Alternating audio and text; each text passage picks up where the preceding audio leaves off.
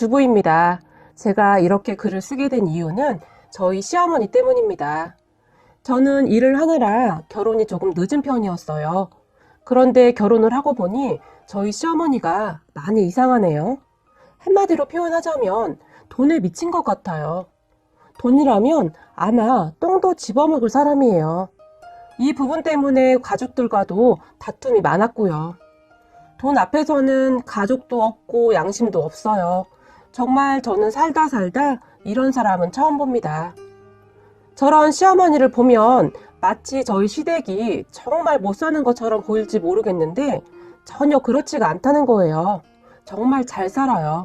오히려 부자라면 부자예요. 그런데도 시어머니는 돈에 정말 환장한 사람 같아요. 그럼 지금부터 저희 시어머니의 이야기를 본격적으로 시작해 볼게요. 우선 첫 번째로 시어머니의 반찬이에요. 이건 알뜰하다는 것을 넘어서서 정말 눈 뜨고는 못 볼 정도예요. 저는 결혼 후 그런 시어머니의 모습에 너무 놀라서 시댁에 가면 지금도 밥을 잘 안 먹어요. 제일 기억에 남는 부분이 수박 껍질로 반찬을 만든 부분이었어요. 저는 시댁과 같은 지역 사람이 아니어서 수박 껍질로 반찬을 한다는 소리를 처음 들어보긴 했어요. 그것이 나쁘다는 것은 아닙니다. 제가 늘 느끼는 부분은 어디 여행을 다니다 보면 우리나라 음식이 정말 다양하다고 느끼거든요. 정말 자랑스러운 부분이기도 하죠. 그렇기 때문에 그러한 부분을 비난하는 것은 결코 아님을 다시 한번 말씀드리고 싶습니다. 문제는 가족들이 다 먹고 난 수박 껍질을 버리지 않고 반찬을 해요. 지금 생각해봐도 속이 안 좋아지는데 그냥 상상하지 마시고 들어주세요. 그 남은 수박 껍질은 가족들의 입이 닿았던 부분이 있잖아요. 그것을 따로 정리, 그러니까 깨끗하게 씻거나 오려내거나 그런 작업이 없이 그냥 반찬으로 만들어요. 다른 분들은 어떠하실지 모르겠는데 저는 정말 충격적이었어요. 그러한 부분 때문에 가족들이 기겁을 하는데 시어머니는 가족들 것인데 어떠냐고 하시면서 그냥 반찬을 하세요. 그럼 가족들 그 누구도 먹질 않죠. 수박 껍질에 이빨 자국이 그렇게 있는데 누가 먹고 싶겠어요. 아니 다들 밥을 잘 안 먹어요. 하지만 시어머니만 정말 맛있게 밥을 먹죠. 그런데 그러한 일이 정말 많다는 것이죠. 그리고 제가 또 충격을 받은 것이 밥을 주걱으로 푸잖아요. 그러면 거기 남아있는 것이 아깝다고 그 주걱을 입으로 쪽쪽 빨아서 먹고는 그 주걱을 씻지도 않고 그냥 밥을 다시 퍼요. 이러한 이야기를 저희 엄마에게 했더니 엄마는 옛날 사람들 다 그랬고 그거 별거 아니다 하셔서 저도 그러려니 하고 넘어갔는데 시댁에 제사가 1년에 몇 번씩 있어요. 그런데 그 제사 때 사단이 난 거예요. 평소에 돈에 집착을 하던 시어머님이 제사상을 차린다며 시장을 보러 가셨는데 굳이 시어머님 당신이 시장을 봐야 한다고 가셨어요. 저희에게는 집에서 정리를 하고 있으라고 하셨고요. 그리고 동서와 저는 음식을 하고 있었는데 시장을 다녀온 시어머님이 과일을 냉장고에 잘 넣더라고요. 그래서 저희는 그냥 그런 줄 알았어요. 그리고는 음식을 하는 저희에게 야! 누가 계란을 이렇게 많이 풀어서 전을 부쳤냐? 계란 하나면 충분한데 아이고 도대체 몇 개를 쓴 거야? 라며 화를 내셨어요. 아니 그 많은 전을 어떻게 계란 한 개로 다 부치나요? 그리고 또다시 세상에나 고춧가루 줄어든 것 좀 봐라. 이거 누가 이렇게 썼냐? 그냥 내가 그랬냐? 작은 애가 그랬냐? 라며 저희에게 폭풍 잔소리를 하셨어요. 동서와 저는 정말 기분이 나빴지만 그냥 참았어요. 그러한 이야기는 그냥 한 귀로 듣고 한 귀로 흘러버리면 되는 것이었으니까요. 그런데 제사상을 차리려고 제기에 음식을 올리는데 과일이 조금 이상한 거예요. 누가 봐도 상한 것 같길래 시어머니에게 어머님 과일이 많이 상한 것 같아요. 잘못 골라오신 것 같은데요? 라고 제가 말을 꺼냈는데 시어머니는 그런 저에게 상하기는 어디가 상했어? 멀쩡하기만 하구만. 요즘 과일값 금값이라 내가 과일 고르냐고 얼마나 힘이 들었는데 잔말 말고 그냥 올리기나 해 라며 핀잔을 주셨어요. 그래서 저는 시키는 대로 그렇게 제 귀에 담았어요. 조금 불안하긴 했어요. 상한 부분을 숨기려고 했지만 너무 심해서 잘 숨겨지지가 않았거든요. 그런데 그게 문제가 된 거예요. 시아버님이 상한 과일을 보고는 대노하신 거죠. 큰애야, 제사상에 상한 과일을 올려놓는 사람이 어디 있느냐? 라며 다시 가지고 오라고 화를 내셨어요. 저는 시어머니에게 가서 어머님, 아버님께서 과일 상하셨다고 화나셨어요 라고 말을 했는데 시어머님이 주방에서 나오더니 시아버님에게 대뜸한다는 소리가 아니, 과일이 상하긴 어디가 상했다는 거요? 그리고 어차피 죽은 사람들이 먹는 것을 그냥 아무거나 놓으면 되지. 뭘 그렇게 신경을 써? 지금 시장 가봐. 과일값이 금값이야, 금값. 누가 미쳤다고 그 가격에 과일을 사? 라며 큰 소리로 이야기를 하셨고, 그리고 시아버님이 그런 시어머님에게 이런 정신 나간 여편네 같으니라고 라면서 상에 올려있던 과일을 바닥에 던져버리셨어요. 완전히 난장판이 된 것이죠. 시아버님이 화가 정말 많이 나신 것 같았어요.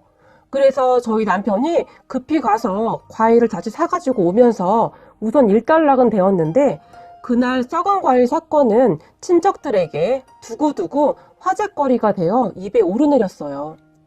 그 과일 몇 개가 비싸면 얼마나 비싸다고요. 그리고 나중에 가족들이 다 먹을 거잖아요. 그리고 동서가 저보다 결혼을 일찍 해서 더 많은 일들이 있었는데 나중에 동서한테 들어보니 정말 좀 심각한 수준이더라고요. 같은 동네에 친척들이 많이 살고 있어요. 그런데 밭에 심어져 있던 그런 친척들의 배추나 무 그리고 여러 가지 야채들을 마치 자기 것인 양 그냥 가지고 간대요. 친척들이 그런 시어머니를 나무라면 그런 친척들에게 오히려 아이고 그것 좀 나눠 먹으면 어때서 그렇게 욕심을 부린대? 사람이 진짜 그러면 안 되는 거야 라며 오히려 더 크게 화를 냈다고 합니다. 정말 온 동네에서 알아줄 정도였죠. 그런데 동서는 저에게 그보다 더한 일이 있었다며 이야기를 해줬는데 정말 대단하더라고요. 시할머님이 돌아가셔서 장례를 치르는데 시할머님은 시어머니와는 달라서 성품이 아주 좋으셨나 봐요. 어려운 사람들을 돕는 그런 분이었대요. 그런 분이 저희 시어머님과 전혀 맞지가 않았겠죠. 그런데 시어머니는 시할머님이 돌아가신 것에 대해서는 아무런 관심도 없었고요. 오로지 들어오는 부의금 봉투에만 관심이 많더래요. 그래도 몇십 년을 보고 사신 분인데 너무하다 싶더래요.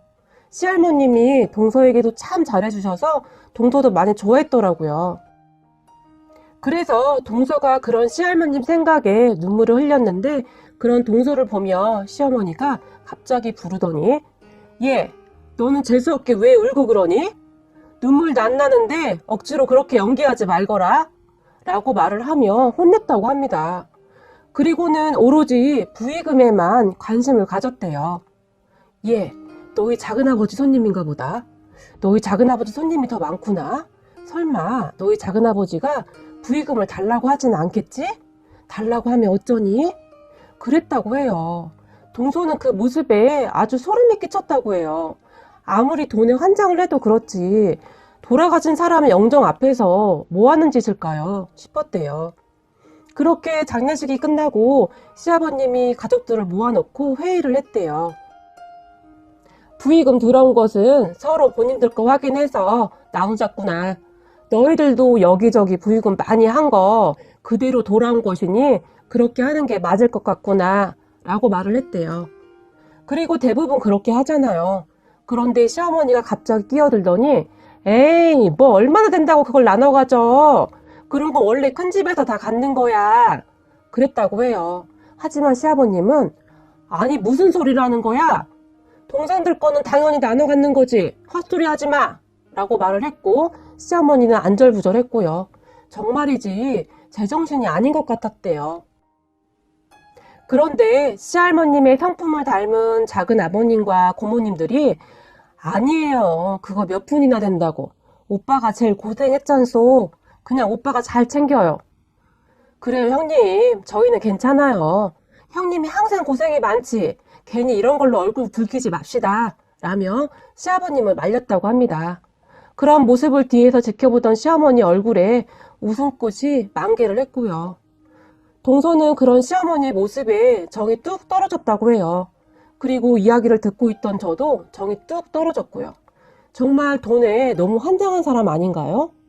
참, 그리고 시할머님 돌아가셨을 때 시어머니가 시할머님 기금속을 엄청 찾았대요.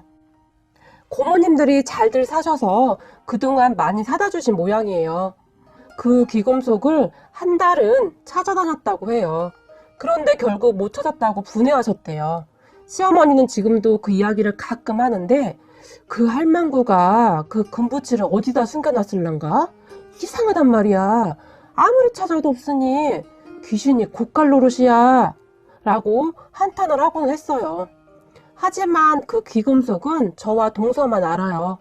시할머님이 돌아가실 줄 미리 아셨던 것인지 갑자기 건강이 안 좋아지셨나 봐요.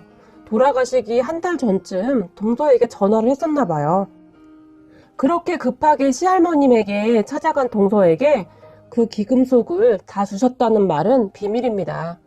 시할머니께서 야야, 이거 나중에 너 형님 들어오면 사이좋게 나눠 갖거라.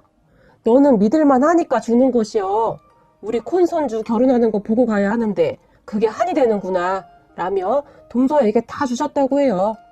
근데 정말 많더라고요. 평생을 모아오신 것 같았어요. 시어머니가 왜 그렇게 눈을 시퍼렇게 뜨고 찾고 있는 줄 알겠더라고요. 정말 많았어요. 저는 동서가 그 보물상자를 열어서 보여주는데 정말 놀랐어요.